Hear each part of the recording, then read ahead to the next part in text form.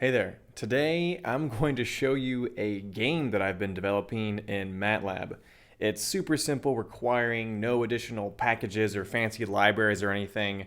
So you could develop this in MATLAB or Python or even C++ if you hate yourself. The game itself is round-based.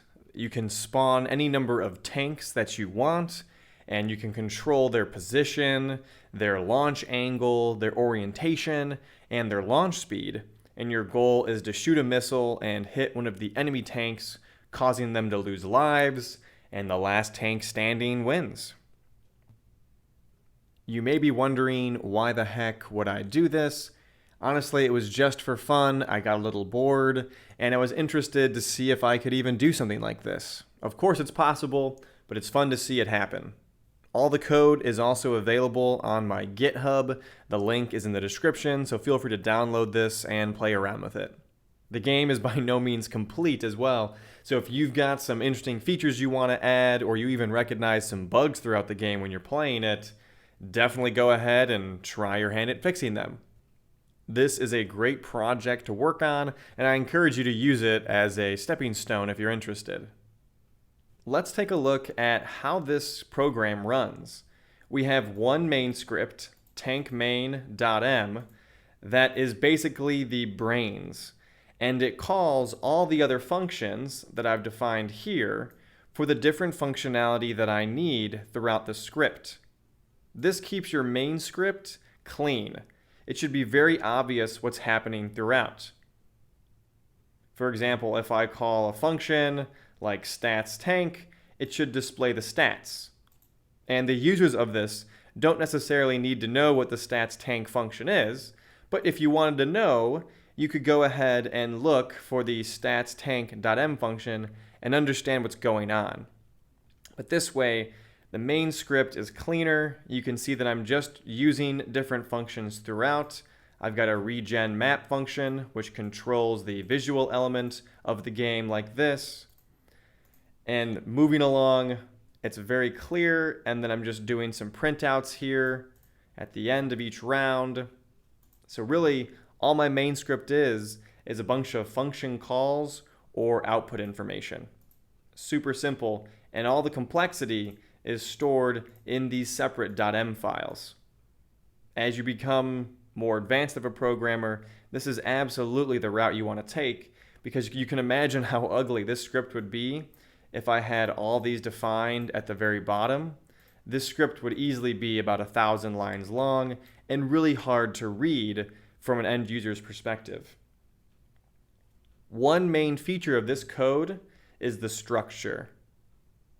The structure, or struct for short, combines elements that are related into one, think of it as a big bin of variables.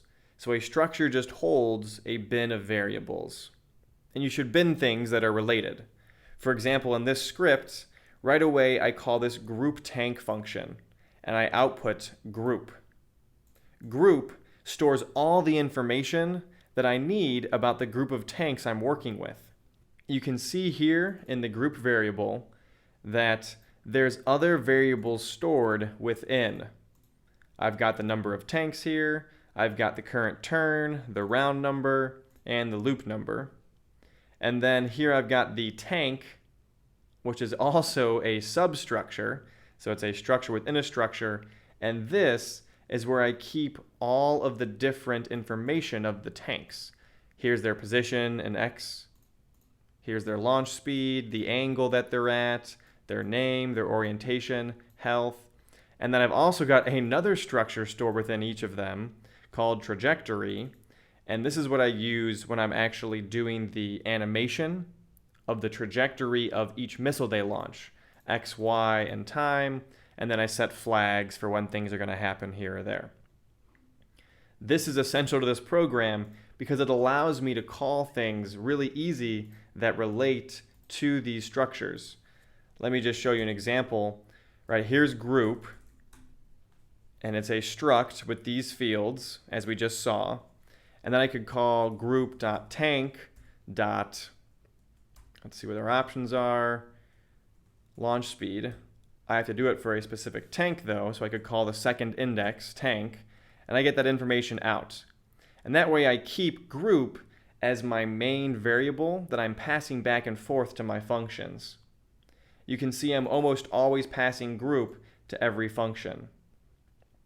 Certain functions change the group, like when I move tank orientation, and thus I output the group as well. So my input to the function is group, and then it returns a changed group as the output. And that way I hold all my information together in that struct and just move it around as the code executes. Also, another great feature of this is if I wanted to get information on all the tanks at once, I could just use the colon here, which signals that I want all of the indices, and I can get information out like this. So if I want all the names of the tanks for a given function, I can do as such. There we go. So I can get all the information. So in some functions, I need to get each tank's position. So I can do group.tank.pose and then check if a missile lands in any of these locations and then reduce their health from there. So it's really just manipulating data. That's all this program comes down to, is how do you hold on to your data and how do you change the data when you need to. If I made all of these tanks separate information, if I had variables like tank X, but then I have to call it for the different names. So I'd need, killer whale position, killer whale angle, killer whale speed, and then I had to have it for the destroyer. There's no way I could even pass that information to these functions, right? I'd need a ton of arguments here. And then if I change the number of tanks in the game, it would break every time because I have to add new arguments to each of these functions. By keeping it just as group, I'm able to store so much more information in here and access that information very easily. You can see here if I add another player and run this, no issues. We now just have the fourth tank is ready for battle and the game proceeds as normal and nothing breaks. So it makes your code a lot more flexible. I'm going to walk through now one by one what this code is doing. First thing we do is just define all the tank names. And then we define the size of the battlefield. You can see that's the length here from 0 to 20.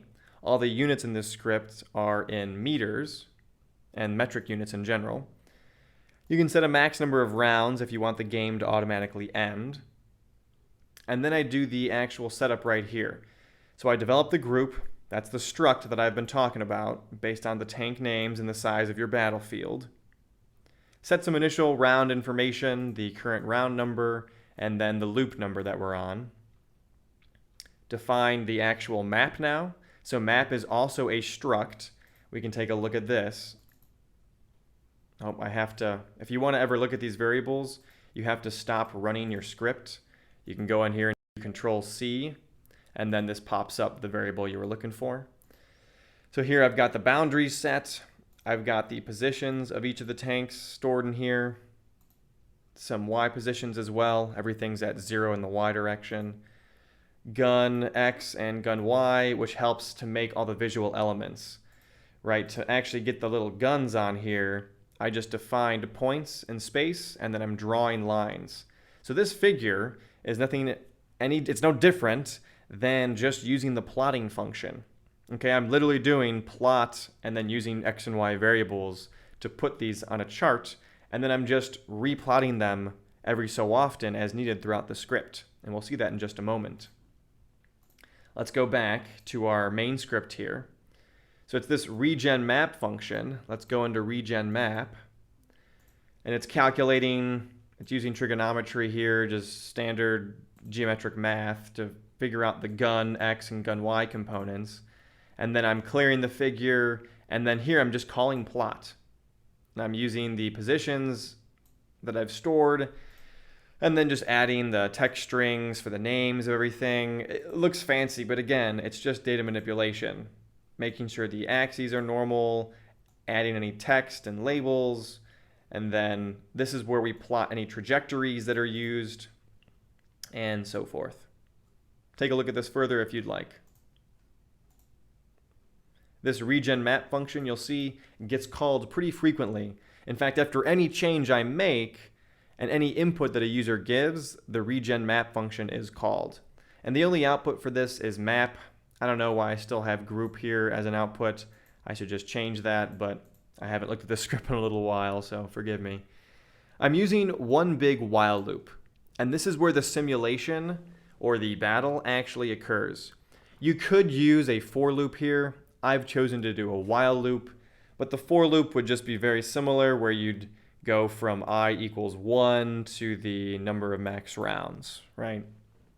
I've used a while loop, not a big deal. I'm just displaying some basic information on the actual groups themselves, and then of course always regenerating the map.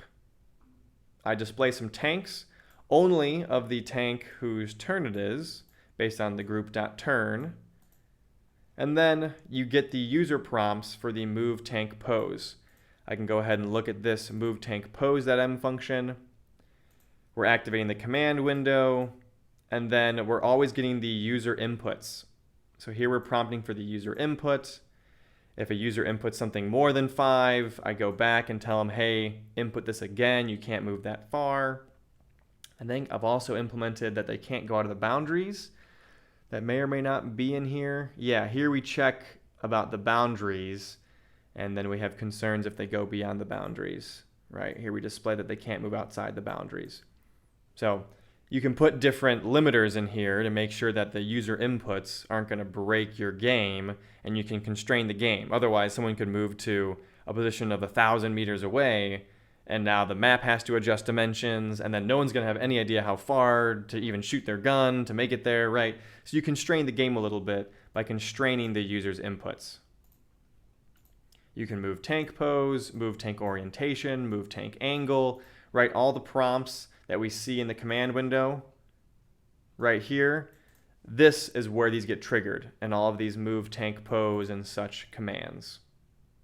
From there, we actually do a missile. So this was just all getting the information from the user. And then we actually have to fire the missile.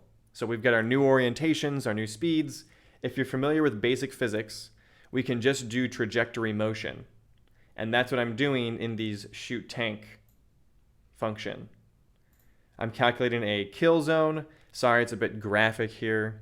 That's just the best name I could think of. We calculate a kill zone, which then that kill zone is able to hold I think it's a max and a min value of where if a tank's inside that range, then I reduce the health of that tank. Right here, I do a check hit tank, and now I use this kill zone as the argument so we can see if a tank got hit. And I think this also reduces the health of a tank.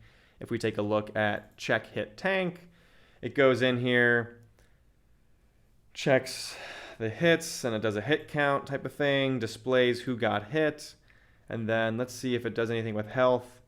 Yeah, here, group tank I.health is going to be that same health and then -1. So you lose 1 health point based upon if you got hit by a missile or not. Makes sense. Well, of course, we're always regenerating the map because I also display the amount of health on the map. The last thing we do is just checking if there's any variables to update, right? Displaying the round number, updating the round number here, updating the loop numbers and so forth, and then updating whose turn it is, right? This is the turn of each of the tanks. It starts randomly, and then I increase that over time. Checking if tanks are dead, very important thing to do here. And then we need to end the game if there's only 1 tank left, essentially. I still need to add in something about a victory message for the winner and so forth, and maybe some final game stats like who shot who, how many times, so you have some information there. That's something I haven't implemented yet. If you're super eager, this is a great project to continue on. And then, yeah, that's it. I have a little pause between the rounds, and then I end the game. So, I mean, it seems super complex, but when you break it down into its individual elements, this is what it looks like. Of course, I didn't start by just making all these things super advanced. I didn't even know that much about structures. It's a learn as you go approach, so don't feel super overwhelmed. Just try to make something basic. Start by just letting the tanks move around if you're trying to program this yourself. Right? Just start with the move tank pose. Get an input from the user, and then move the tank and regenerate the map. Right? Start with the most basic elements, and then as you're getting more advanced, just ramp those up and do the functionality that you want. Hope you enjoyed this overview. It's been a lot of fun learning how to make this game and playing around with it. Let me know if this is something that you'd like to get more involved with or just want more videos on. Games aren't the #1 application in MATLAB, but it certainly is a fun way to learn the language. Thanks for watching, and have a great day.